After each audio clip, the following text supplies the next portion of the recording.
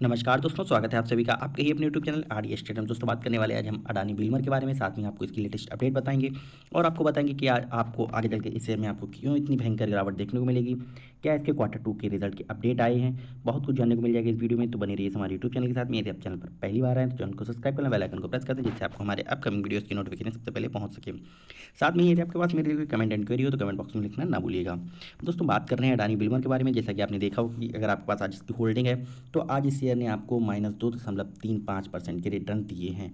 मतलब कि आज इस शेयर में आपको गिरावट देखने को मिली। गिरावट देखने की वजह क्या रही है इसकी, तो आपको बता दें इसकी गिरावट की वजह जो रही है वो आपको है Q2 के रिजल्ट। Q2 के रिजल्ट इतने भयंकर खराब आए हैं कि अब कंपनी में आपको लगता है कि आगे चल करके इसमें उम्मीद भी गिरावट के माहौल देखने को मिलते रहेंगे।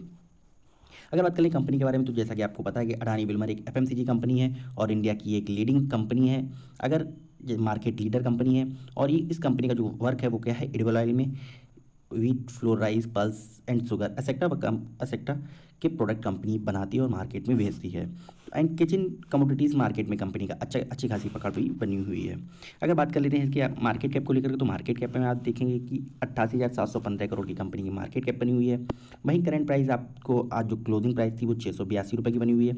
हाई एंड लो की बात कर लें तो 52 वीक का हाई जो बना हुआ है वो 878 रुपये का हाई देखने को मिल रहा है एंड 221 रुपये का लो देखने को मिल रहा है एक साल में। इसके बाद बात कर लेते हैं स्टॉक पीई की, तो स्टॉक पीई देखेंगे तो आप इसकी स्टॉक पीई आपको 127 रुपये देखने को मिलेगी, जो कि आपको बहुत ही ज़्यादा बता रहा है कि स्टॉक जो है वो ओवर वैल्यूड हो चुका था एंड अभी भी स्टॉक में कुछ करेक्शन आना बाकी हो सकता है।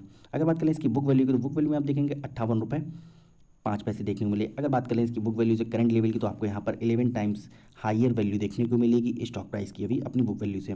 आरओसी एंड आरओई की बात करें तो स्टॉक आपको यहाँ से आरओसी एंड आरओई में दोनों ही डबल डिजिट ग्रोथ में देखने को मिल रहा है, तो स्टॉक में आपको अच्छी खासी वैल्यू बनती हुई देखने को नजर आएगी। लेकिन अभी आपको इस क्वार्टर में थोड़ा सा नेगेटिव रिटर्न देखने को मिलेंगे। बात करें इसकी फेस वैल्यू की, तो फेस वैल्यू में आप देखेंगे कंपनी की जो फेस वैल्यू बनी हुई है वो ₹1 की फेस वैल्यू कंपनी की है। इसके साथ में बात कर लेते हैं इसके प्रॉज एंड कॉन्स को लेकर के, तो प्रॉज एंड कॉन्स में आप देखेंगे कि कंपनी की जो नेगेटिविटी है वो सबसे ज़्यादा नेगेटिविटी आपको दिखा रही है कि जो कंपनी की शेयर प्राइस वैल्यू है वो अपनी बुक वैल्यू से 11.6 टाइम हायर बनी हुई है। साथ में ही आपको कंपनी कोई भी डिविडेंड प्रोवाइड नहीं करती है। इसके बाद पॉजिटिव फैक्टर की बात करें तो पॉजिटिव फैक्टर में आपको देखने को मिलेगा कंपनी जो प्रॉफिट ग्रोथ है वो लास्ट 5 ईयर में 29.1% बनी हुई है। अगर बात करें इसके Q2 के रिजल्ट के बारे में, तो आपको बता दें कि Q2 के रिजल्ट जो आए हैं अभी आपको सितंबर 22 के जो रिजल्ट अनाउंस हुए हैं, इसमें कंपनी का ऑपरेटिंग प्रॉफिट में आपको एक डाउनफॉल देखने को मिला है। एंड अगर बात कर लें कंपनी के पीवीटी में, तो यहाँ पर भी आपको एक बहुत ही तगड़ा डाउनफॉल देखने को मिला है।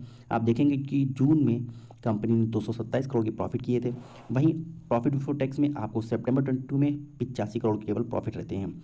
और इसमें से जैसे हम टैक्स को काट देते हैं तो कंपनी का जो नेट प्रॉफिट बचता है तो जाके आपको 62 करोड़ का। इसका मतलब कंपनी के नेट प्रॉफिट में जो गिरावट आपको देखने को मिली है वो 70 to 80% की एक डाउन ट्रेंड में नेट प्रॉफिट में गिरावट आपको देखने को मिली है। इसके साथ में आप अगर ईपीएस की बात करें तो ईपीएस में भी आपको गिरावट आती हुई देखने को मिली है इस कंपनी में। अब जब आपके क्वार्टर रिजल्ट खराब आए तो जाहिर सी बात कंपनी में आपको गिरावट देखने को मिलेगी। बात कर लेते हैं इसके रेवेन्यू को लेकर के, तो आप देख लें कि कंपनी का जो रेवेन्यू है उसमें आपको एक गिरावट लगातार पिछले 2 क्वार्टर से देखने को मिल रही है।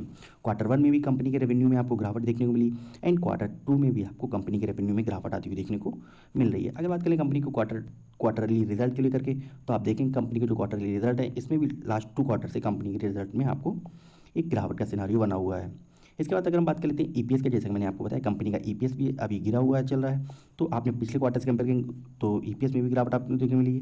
अगर आप Q1 की रिजल्ट कंपेयर करते हैं प्रीवियस ईयर के Q4 से, तो वहाँ से भी आपको कंपनी के ईपीएस में गिरावट आती हुई देखने को मिल रही है।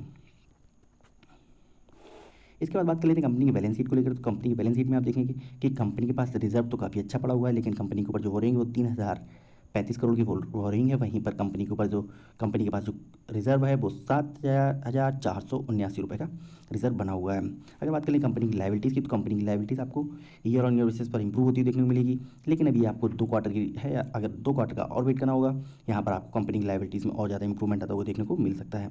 अगर बात कर लें कंपनी के टोटल एसेट्स को लेकर, तो कंपनी की टोटल एसेट्स आपकी ईयर ऑन ईयर बेसिस पर इंप्रूव हुई है। यहाँ पर 2 क्वार्टर में आपको कंपनी की जो टोटल एसेट्स हैं ये 2 क्वार्टर के दिए गए और 2 क्वार्टर में यहाँ पर हो सकता है कंपनी के टोटल एसेट्स में भी आपको इंप्रूवमेंट आता हुआ देखने को मिले।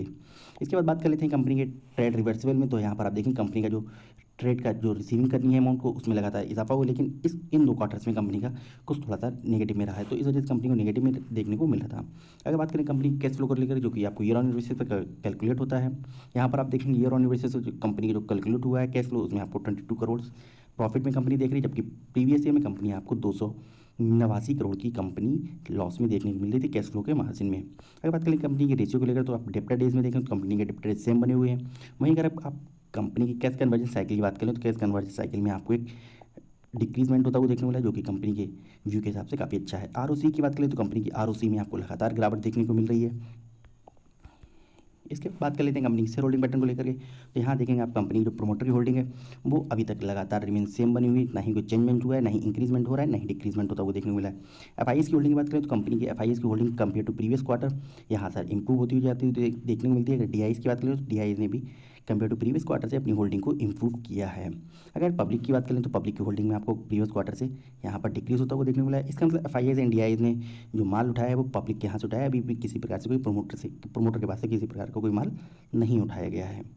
इसके बाद बात कर लेते हैं कंपनी की अपडेट क्या निकल के आई, तो दोस्तों आज ये तो फर्स्ट अपडेट हो गई आपकी कंपनी की Q2 के रिजल्ट। जैसे कि मैंने आपको बता दी कि Q2 के रिजल्ट काफ़ी खराब आए हैं, तो इस चक्कर में आपको कंपनी में गिरावट देखने को मिलेगी।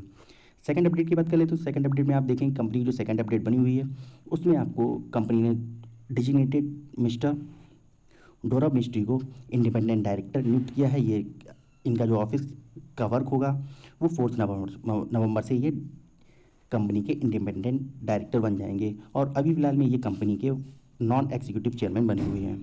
इसके बाद बात कर लेते हैं अगर हम कंपनी के सेकंड पोस्ट किसको दी गई, तो यहाँ पर आप देखेंगे कॉक खून खोंग, ये कंपनी के अभी कंपनी के आगे चल कर के नॉन एग्जीक्यूटिव चेयरमैन बन जाएंगे बने हुए थे। वहीं अब जाकर के 4 नवंबर से मतलब कि कल से अब ये कंपनी के वाइस चेयरमैन की पोस्ट पर डेजिग्नेटेड कर दिए गए हैं। तो ये 2 लोगों की नई नियुक्ति हुई है कंपनी में जिनका प्रमोशन किया गया है।